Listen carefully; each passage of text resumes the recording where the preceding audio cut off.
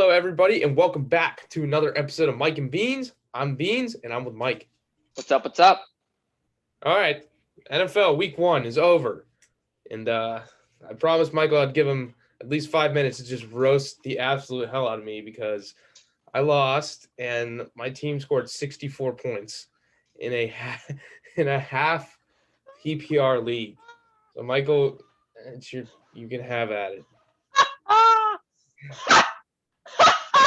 Oh boy, this mother. You know what? It's first 30 seconds. Keep it PG. But this man comes on the last week's video and says, "Michael, your team's you're not even projected 100 points. What's wrong with you?" And he puts up 65. He put up 65. I didn't even get to 65. He didn't hit 70. He hit 64. I mean, you hit 64 points. My team didn't even play that well. My 3 best players combined for 20 points, and I still almost fucking doubled you. I mean, 64. You put up 64 points. 64 points. I mean, some teams will put up more than 64 points in a week. I think Oklahoma scored 65 this week. Oklahoma scored more points than your fantasy team. Oklahoma you scored 64 points, Bennett. Like, how are you so bad? How? I almost feel bad. Like this is like, it's like beating up a kid who just can't defend himself. It's like beating up a kid with no arms. Like, what's the point? It's like beating up a blind person. It's beating up Bennett's team. 64 points. The man who comes on the show and says, "Michael, your team's the worst team here. Michael, your team's not even projected 100. 3.4 points, while Michael's projected 99.4. Michael, come on, man. You didn't even get to 100. Projections don't mean jack shit. Shut the fuck up about projections. No one cares. No one cares. I mean. And he puts up 64. He put up 64 points. 64 points. He put up 64. 64 points. All right, is that it? You can move on. I'm just going to keep laughing at how shit you are at fantasy football. 64! 64 points! 64 points! The Yankees have more wins than that this year. I mean, 64 points! 64! Yes. You know how often you shit on the Mets? The Mets have 70 wins. They have more wins than your fantasy team scored points. You scored 64 points! 64! Well, we're looking for a rebound next week. Yeah, all I can say is that my team didn't show up. Aaron Jones had 3 points. They didn't show up. They scored 64 points. They were stuck in the fucking mud. They were running in quicksand. 64 points. Yeah. So, not the best start to the season, everyone. Hopefully things can turn around, but it's not looking good right now. I will keep you guys updated. But I'm a little depressed right now. So, but we're gonna try and get through this episode all happy. And we're gonna recap week 1. So, moving on from my embarrassing performance, we'll start with the biggest surprises this week. So, I think the biggest surprise, obviously, is the Las Vegas Raiders defeating the Baltimore Ravens in a hell of a game last night. And the Saints beating the Packers 38-3? Yeah, 38-3. They killed 38-3. Like I killed you in fantasy. Basically. Hey, the Saints didn't even score 64 points. Thumbs up. But anyway, those are my 2 biggest surprises. And then player-wise, Michael's going to talk about this a little later, but Michael was very impressed with Jalen Hurts. I was very impressed with Kyler Murray as well. I thought Kyler Murray played very well against the Titans, and I don't think the Titans have the best defense, but the Cardinals kind of made a statement, and we'll talk about that division a little later. But who are your biggest surprises, Mike? Yeah, so Jalen Hurts, as mentioned, I think was the biggest surprise player-wise this week. I mean, Jalen Hurts was awesome. Jalen Hurts played awesome. He was absolutely my player of the week. I mean, I'm almost afraid of how good he was. He threw for 264 passing yards, 3 passing touchdowns, and he ran for 62 yards. He dominated the Falcons. He looked very good. He generated 326 total yards and threw for 3 TDs, which, fun fact, is more than the 305 yards Bennett's running backs, wide receivers, and tight ends all combined for, and are more TDs than Bennett's whole team put up this week in fantasy. And another fun fact, actually, I got another one. In that little spiel about Jalen Hurts, I wrote down 66 words. That is more points than Bennett's whole team scored this week, as he scored 64 points. So get that out there. Another surprise is how shit Bennett's fantasy team was. They were terrible. I mean, yeah, he thought he was getting away with it. Yeah, no, it was like taking candy from a baby. I mean, it was easier than beating Stephen Hawking in a race. It felt like playing against Helen Keller in a one-on-one basketball game. It was like that clip in Indiana Jones where the guy's doing all that crazy shit like, haha, projections, I'm going to beat you. And then Indiana Jones just shoots him. It was that easy. It was that easy. So, surprises, Jalen Hurts was awesome, and Bennett, your fantasy team, stinks. Yeah, well, that was... Yeah, all right, I get it. But, yes, I thought... The Ravens game just confused me a little. It was weird. I didn't have high hopes for the Raiders coming in, and I don't think the Raiders are going to continue their success. But at the same time, you saw Darren Waller, absolutely just a beast. He was targeted, I think, 20 times. Derek Carr played very well, and I'm not saying I know it's the first game of the season, and it was a Monday night game, first game of the season, but I mean, and Lamar played well, but he didn't win again on a big stage. It's happened over and over. And I'm just saying, I know it's the first game of the season, but I just question Lamar with the Ravens going forward, winning in those big games. But that's just me. Michael, any opinion on that? It's week 1, Monday night, against a team that overperforms against good teams every single year. There's no need to overreact to it. I mean, Lamar fumbled twice. Other than his fumbles, I thought he threw the ball decently. He showed some improvement. He didn't look great. Definitely, I wouldn't say he looked great. But he's not fumbling. He's not losing 3 fumbles. That's just not happening again.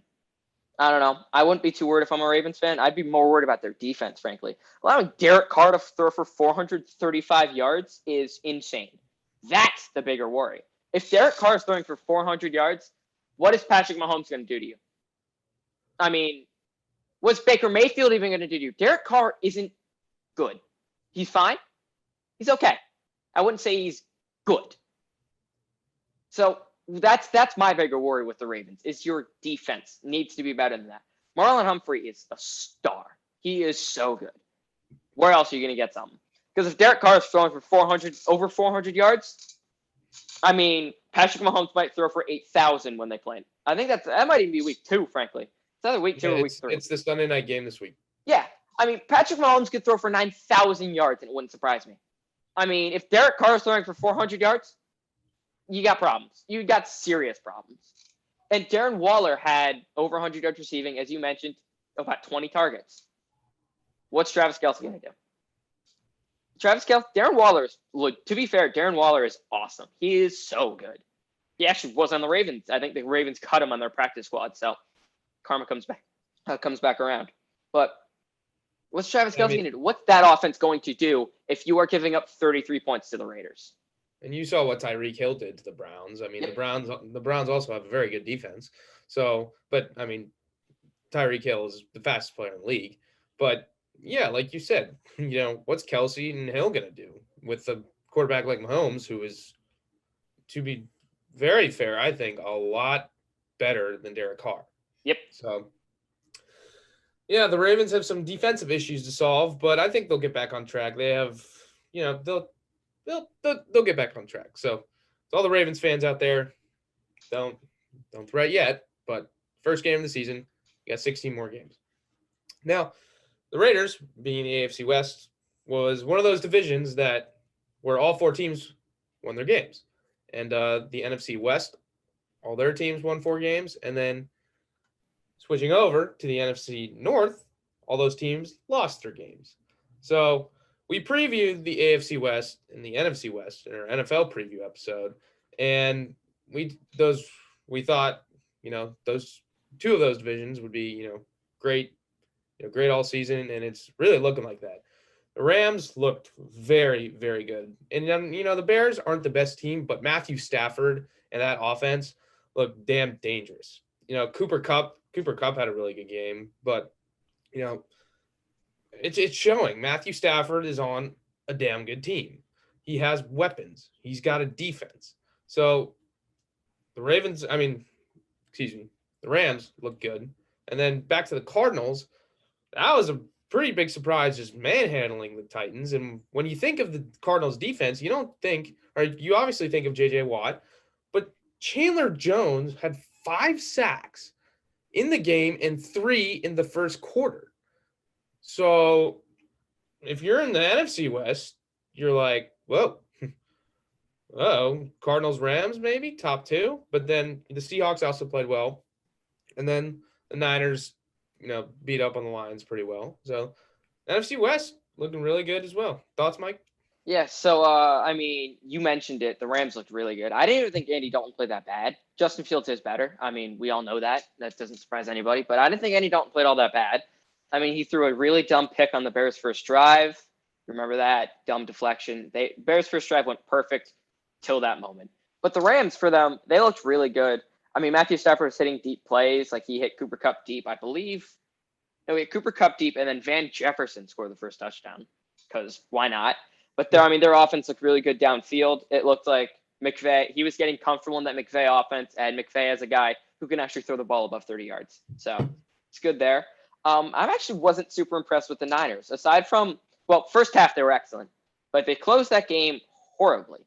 You allowed the Detroit Lions to score 16 points in the fourth quarter. Jared Goff isn't good. I've said it countless times. He isn't good. The Lions defense is bad. Look, I think Deebo Samuel's a very good player. He's very talented. Brandon Ayuk's quick. George Kittle is great. They have a good offense. But Deebo Samuel should not be putting up 189 yards in any offense. Or on any team's defense, sorry. And Raheem Mostert tore his ACL. He's out for the season. That's pretty big for the Niners. They had Trey Sermon on the healthy scratch list, which is weird. He was their big running back pick. So Niners gave me some questions. Seahawks, actually, that was since my suite mate's a big Seahawks fan. We had that game on the TV. They played Indy too, so we actually got it. It was live. There was not a moment of that game where I thought the Seahawks were going to lose. They just dominated the Colts, pitter to post. Carson Wentz looked terrible. And the Seahawks defense looked good. Russell Wilson looked great. 18 for 23, 254 yards, 4 touchdowns. He looked great. Tyler Lockett, 4 catches, 100 yards, 2 touchdowns. They look great. The Seahawks look very good. I still stand by my Seahawks pick. I think the Seahawks played really well, and I think they showed you why they can be that team. And the Cardinals, they're going to have games like that. They're just going to. When their defense is clicking, and Kyler Murray looked awesome. He looked excellent. 21 of 32, 289 yards, and 4 TDs. He looked excellent. He was getting guys the ball wherever he wanted it. He was scrambling. He was doing whatever he needed to gain yards. He was excellent. And as you mentioned, AFC South, they stink. The NFC North, South, NFC North. Okay. Well, I was going to hit on the NFC North a little bit. Bastard. But the AFC South is one of those divisions that the only reason they didn't go 0-4 was that 2 teams played each other.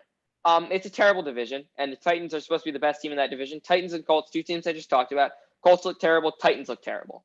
So that's a division of who is the worst team here, because they're all not good. And the NFC North, as you mentioned, I'm not too worried about it. I wouldn't be. I think the Vikings are still decent. I think they just let that game get away from them early. And the Bengals have a good offense. The Lions stink. We all know it. Packers aren't going to play like that every single game. They're better than that.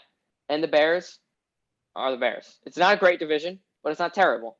And the NFC West, as if there was any division you could have looked at in the beginning of this week and thought that division is going 4-0, it was undoubtedly the NFC West.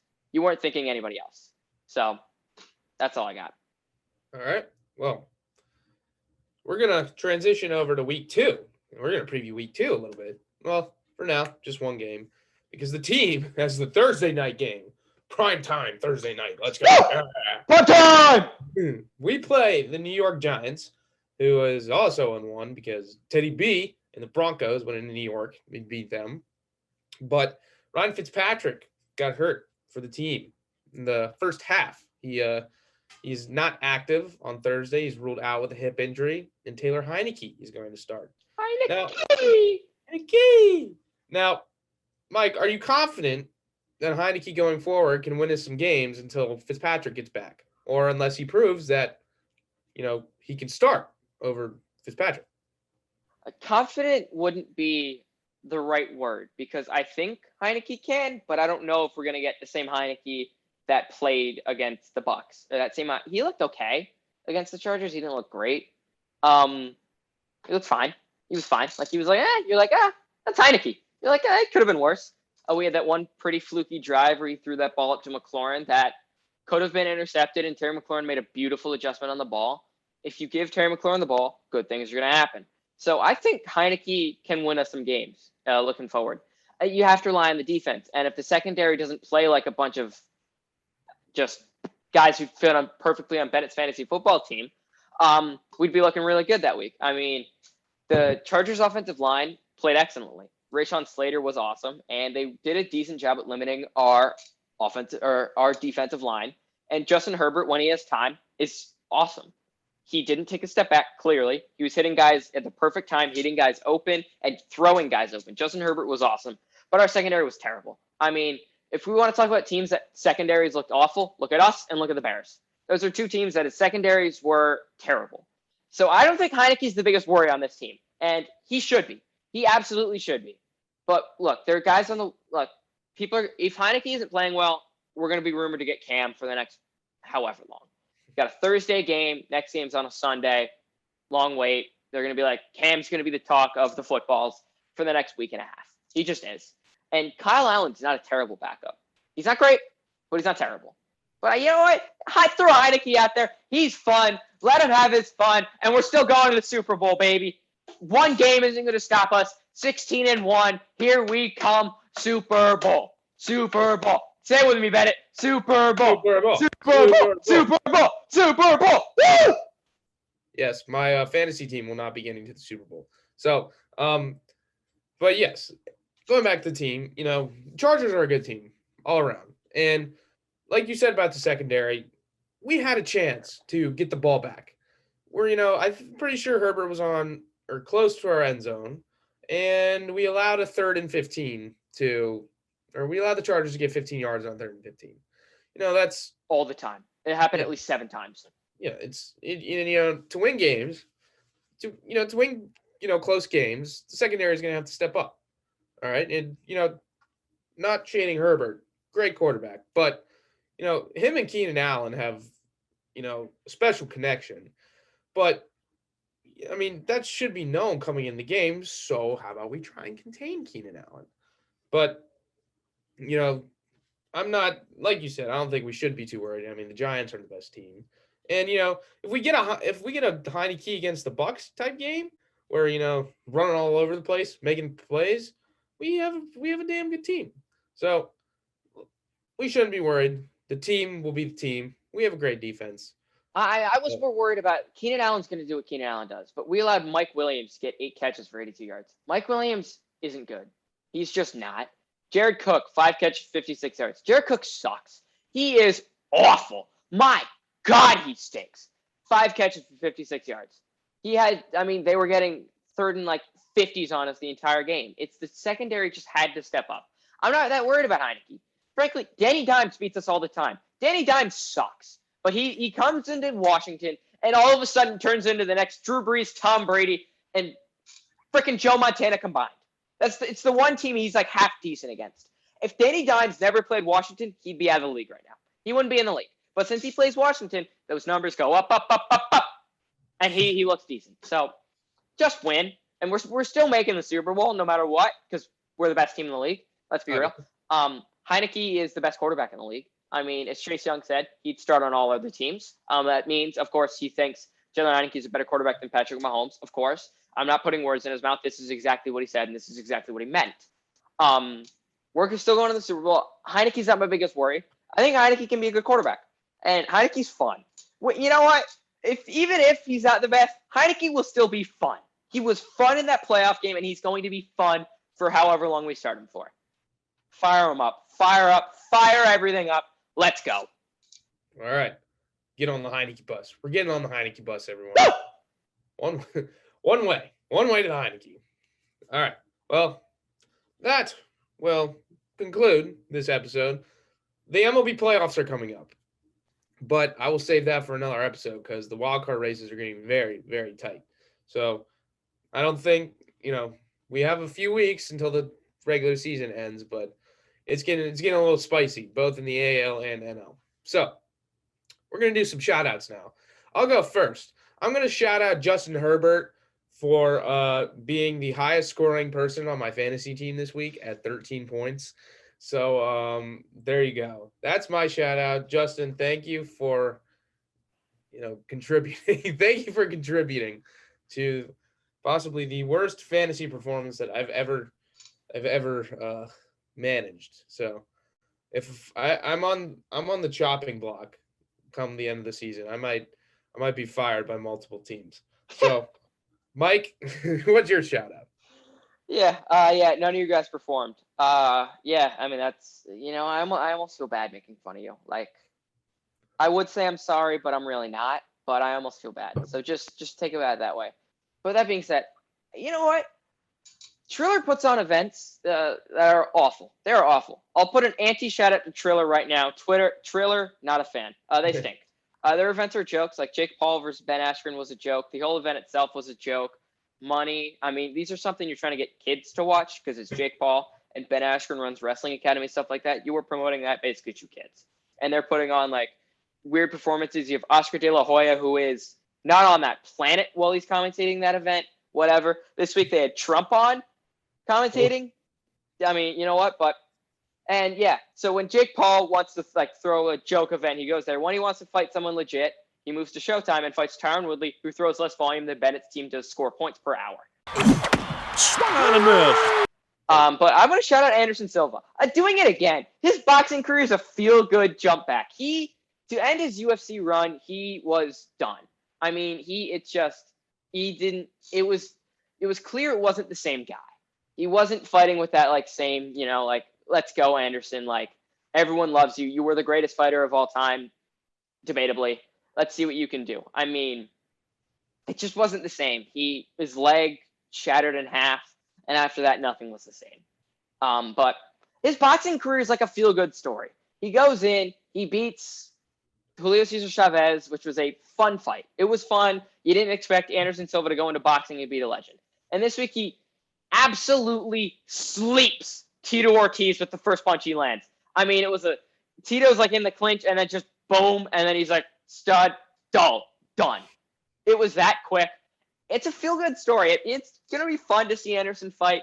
It's something I got to enjoy. I wasn't there for, like, his run, but when you see a legend, like, just falling off, you almost feel bad. Like, when you watched Drew Brees last year, you felt bad because he was awful. Jameis, by the way, shout out to you. You're the best. I love you, Jameis. Everything you ever do, I will support you with. Shout out, Jameis. Yeah, Jameis. Eat the W's. Eat the W's, Mike. Yeah. Let's get it. But it was a feel good. It makes you feel good seeing Anderson go into boxing. It makes you feel good seeing Anderson do well. It makes you feel good seeing legends go out on a decent note. And I think the fight to make is Anderson Silva versus Jake Paul. I don't think Jake Paul wants to fight Anderson. I don't know if Anderson wants to fight Jake Paul, but that's the fight to make. It just is. Anderson's looked so good in his boxing career. Jake Paul's looked surprisingly decent. And, I mean, he would have lost to Woodley if Woodley threw any volume, but he doesn't. Don't ever rely on Tyron Woodley at this point for going forward. But shout out to Anderson Silva and Jameis because I love you. Eat them dubs, baby. 5 TDs. I was able to make fun of my buddy who's a Packers fan that entire game because of you, Jameis. Jameis, I love you. You will never let me down, ever. Even if you're throwing 8 picks, doesn't matter. I'm still Team Jameis. I will always be Team Jameis. Ride or die. Jameis Winston. Love you, Jameis. Shout out, Jameis. Let's get a little enthusiasm, baby. Eat them dubs, baby. Let's get it, Jameis. That's all right. Well, that'll conclude our episode today. Hopefully next episode, my team scores more than 64 points. But anyway, thanks for joining, everyone. Hopefully, yeah, as you can see, I'm not in the best mood right now. But anyway, go team. Go team. Thanks for joining. It's more than 64 yards this week, baby. Heineke! Let's go. All right, but anyway, thanks for joining us again, and we'll catch you in the next episode. Peace.